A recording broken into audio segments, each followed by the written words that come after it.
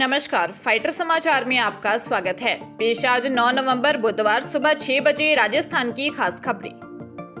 प्रेमी के साथ जयपुर से भागकर धौलपुर के बाड़ी पहुंची युवती के गले पर चाकू से वार कर प्रेमी फरार हो गया। गंभीर घायल युवती को अस्पताल में भर्ती करवाया गया है। पुलिस के अनुसार अनजान नंबर से आई कॉल से युवती को युवक से प्यार हो गया और वह प्रेमी के साथ भागकर उसके घर पहुंच गई। 1 महीने तक साथ रखने के बाद परिजनों के कहने पर युवक ने युवती को अपने घर लौटने को कहा तो दोनों में कहा सुनी हो गई। गुस्साए प्रेमी ने युवती के गले पर चाकू से कई वार किए और मरा समझकर फरार हो गया। युवती ने पार्क की बेंच पर खून से माता पिता के नंबर लिखे और किसी तरह रेलवे स्टेशन पर पहुंची। पुलिस ने गंभीर घायल युवती को जिला अस्पताल में भर्ती करवाया, जहां से उसको जयपुर रेफर कर दिया। कोतवाली थाना प्रभारी अनिल जसोरिया ने बताया कि प्राथमिक बयानों के आधार पर मामला दर्ज कर जांच शुरू कर दी है।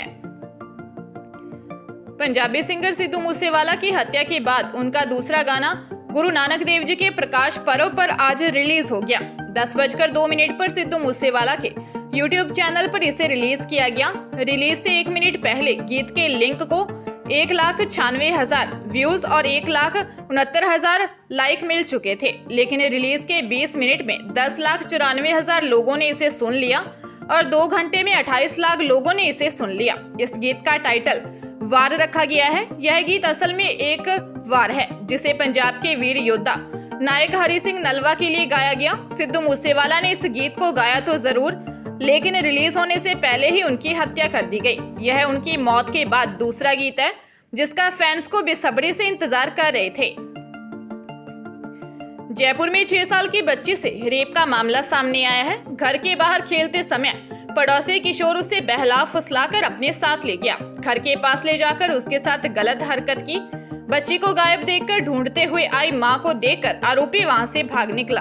विद्याधर नगर थाने में पीड़ित बच्ची की मां ने रिपोर्ट दर्ज करवाई है। पुलिस ने बताया कि 38 साल की महिला ने रिपोर्ट दी है कि 16 वर्षीय आरोपी उनका पड़ोसी है। उसके 6 साल की बच्ची घर के बाहर खेल रही थी। आरोपी मासूम को बहला फुसलाकर पड़ोसी घर के पास ले गया, जहां उसके साथ गलत काम किया। पुलिस ने शिकायत पर रेप और पोक्सो एक्ट के तहत रिपोर्ट दर्ज कर जांच शुरू कर दी है। हरियाणा के गुरुग्राम में एक कार ने 3 लोगों को कुचल दिया। इसमें एक व्यक्ति की जान चली गई और 2 लोग जख्मी हो गए। इनकी हालत गंभीर है। यह वारदात सीसीटीवी में कैद होने से मामले का खुलासा हुआ। दरअसल गुरुग्राम के हाई प्रोफाइल इलाके उद्योग विहार में एक वाइन शॉप के सामने 2 आर्टिगा गाड़ी में 8 लोग पहुंचे। सभी ने शराब पी हुई थी। आरोपियों ने पहले वहां पर खड़े कुछ लोगों के साथ झगड़ा किया और फिर सड़क पर स्टंटबाजी शुरू कर दी और 3 लोगों को कुचल दिया। स्टंटबाजी के कारण कूड़ा बीनने वाले एक शख्स की जान चली गई, जिसकी अभी तक पहचान नहीं हुई है। पुलिस ने दोनों आर्टिगा गाड़ी को बरामद कर लिया है। वहीं अब तक 7 लोग गिरफ्तार हो चुके हैं। राजस्थान कर्मचारी चयन बोर्ड की ओर से 12 व 13 नवंबर को वन रक्षक भर्ती परीक्षा का आयोजन किया जाएगा। परीक्षा में लाखों युवा शामिल होंगे। परीक्षा के लिए व्यवस्था बनाना विभागीय अधिकारियों के लिए किसी भी चुनौती से कम नहीं होगा, क्योंकि एक दिन में एक ही शहर में हजारों युवाओं के आने की संभावना है। हजारों युवा ऐसे भी हैं जो दूसरे जिलों से आएंगे। परीक्षा के लिए कर्मचारी चयन बोर्ड की वेबसाइट पर प्रवेश पत्र अपलोड कर दिए गए हैं।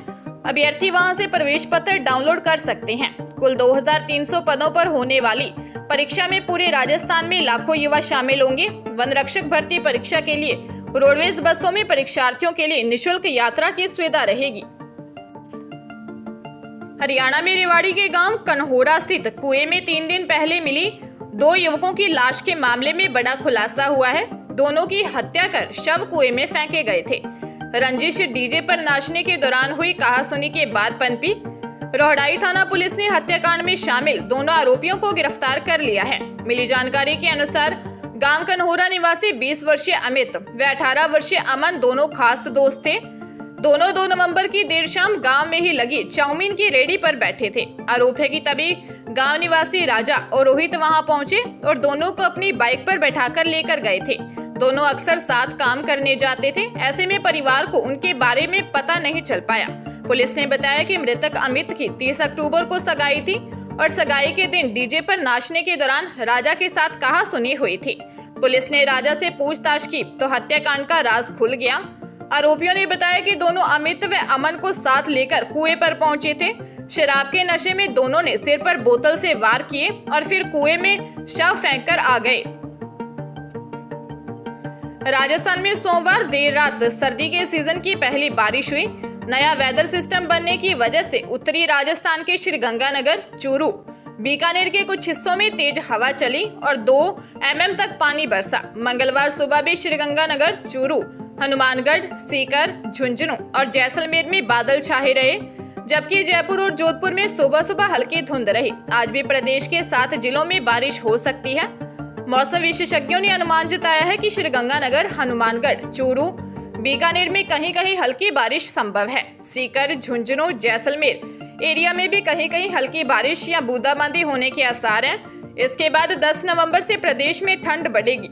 उधर मौसम केंद्र जयपुर और जल संसाधन विभाग की रिपोर्ट के मुताबिक बीती रात श्रीगंगानगर के रायसिंह नगर में 1.4 mm, गजसिंहपुर में 2 और पदमपुर में 1 mm बारिश हुई। पंजाब में लुधियाना के कस्बा समराला के गांव बालियों में देर शाम कुछ बदमाशों ने एक व्यक्ति पर ताबड़तोड़ फायरिंग कर दी। समराला निवासी ने अपने 2 साथियों के साथ कस्बे के स्थानीय बस स्टैंड पर अपने प्रतिद्वंदी के शरीर में कम से कम 6 गोलियां मारी। घटना के बाद समराला में दहशत फैल गई। घायल व्यक्ति की पहचान दिनेश भारद्वाज उर्फ ब्राह्मण के रूप में हुई है। दिनेश को घायल अवस्था में क्रिश्चियन मेडिकल कॉलेज एंड अस्पताल में भर्ती करवाया गया है, जहां उसकी हालत गंभीर है।